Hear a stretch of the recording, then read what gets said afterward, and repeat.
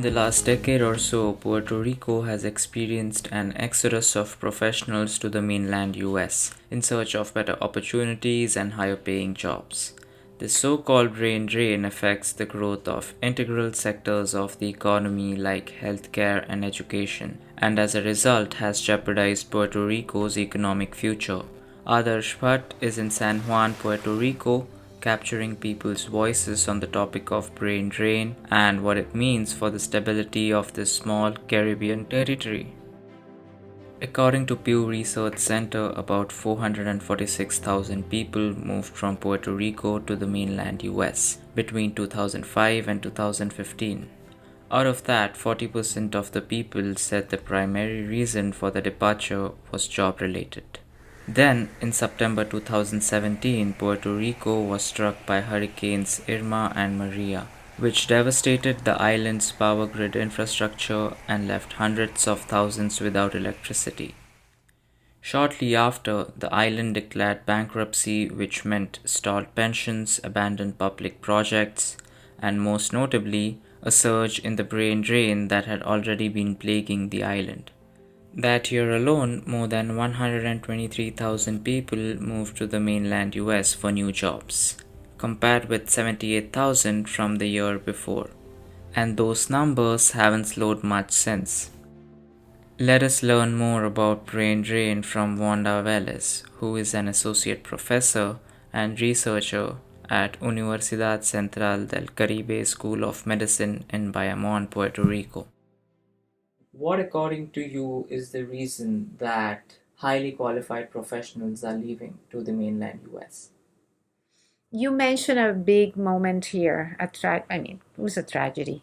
The Hurricane Maria in 2017. I know there was a lot of people moving to mainland, but I want to tell you that this has been happening even before that. The economist says that that's when the big recession started in Puerto Rico in 2006. Before that, there was a lot of companies that were attracted to come here and created jobs because the government was giving them tax exemptions. It was a law, I will say, called 936 law. And when those incentives were not there anymore and the companies start moving back, I don't know whether they were moving back to the United States or relocated to other countries. So that created a big migration in that period of time. What exactly was Law 936 and why was it introduced? Section 936 of the US Tax Code was a tax exemption granted to US companies on income generated in US territories. This law was implemented in 1976 with the vision to attract foreign companies to Puerto Rico to create linkages with local companies and boost the economy. But instead, income generated by subsidiaries in Puerto Rico was paid off as dividends to the parent company in the mainland US, which made Puerto Rico into a tax haven for investors. Puerto Rico relied heavily on the proposed tax incentives of Section 936 rather than developing a competitive advantage to attract investors. Repealing this law in 2006 altogether with some serious structural problems in the economy marked the start of an economic recession in Puerto Rico. Wanda believes that there have been several reasons contributing to brain drain in Puerto Rico, primarily economic. The huge gap in salaries across professions with a lack of opportunity for professional growth has pushed more and more people to move to the United States to capitalize on better suited job opportunities. To give you an example, I mentioned to you that I am a scientist and I got my PhD in the United States and then I decided to come here and you get certain skills that you can apply to different areas, but research is limited. It's very limited. There are not many universities that are doing research here. And then when they are doing research, the areas are limited.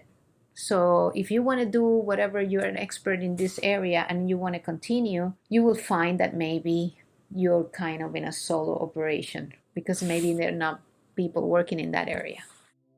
Puerto Rico's GDP was growing at a rate of 2.5% annually between 1976 and 1996, as more businesses were creating subsidiaries in Puerto Rico because of the tax incentives offered.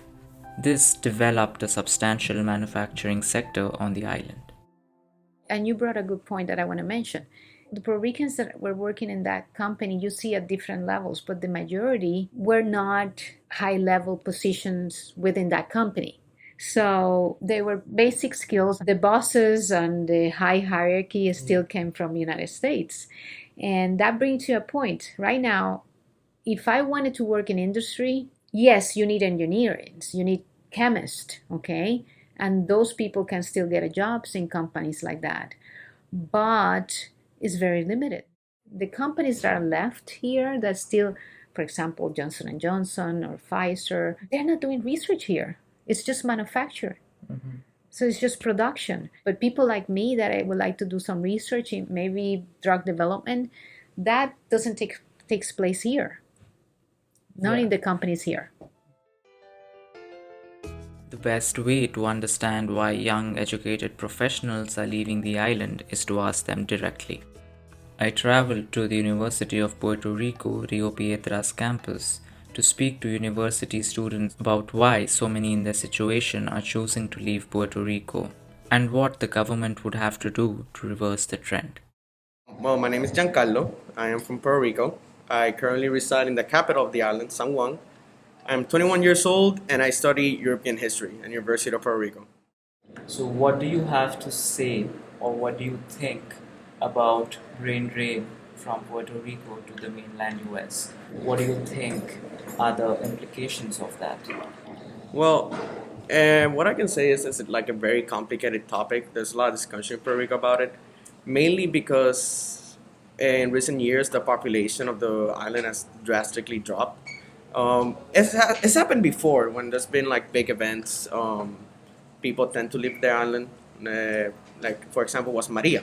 A lot of friends of mine during Maria, they either left to study because there was no electricity in the island for a few months, or they just stayed there permanently. Like for example, a friend of mine is studying accounting. He loves living in Puerto Rico, but the reality is in Puerto Rico, an accountant can get let's say $60,000 a year, average, and he has to tribute 33%, more or less. But if he goes to outside to the U.S., he can maybe have an income of $150,000 a year, and the income tax he's charged can be 15%, 20%, depending on the state. Eileen Segarra is an economist from San Juan, Puerto Rico. After completing her PhD from the US, she moved back to the island. Now she is a professor of economics at University of Puerto Rico, Rio Piedra's campus.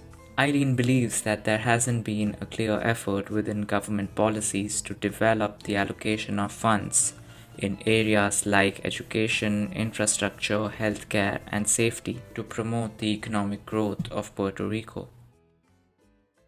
If you had the opportunity to implement some policies on a government level, what would that be? I think there's some major areas like education, which I think is the principal area.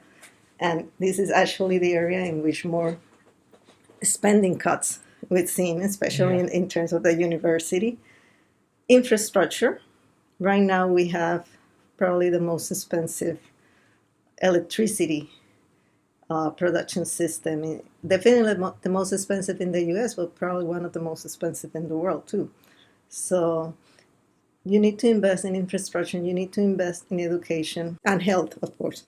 And also safety and security is another area that is important if you want to really have economic development. And one of the main issues that we have had for a long time have to do with the difficulty to have business in Puerto Rico, especially small business.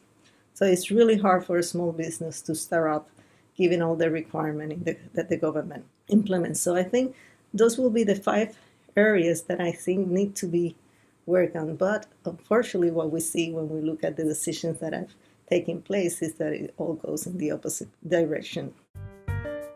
Carla Mirabal Rodriguez, a Puerto Rican theater major from Northeastern University in Boston, is the embodiment of a young, ambitious Puerto Rican who left her island home for better opportunities, both school and a job elsewhere.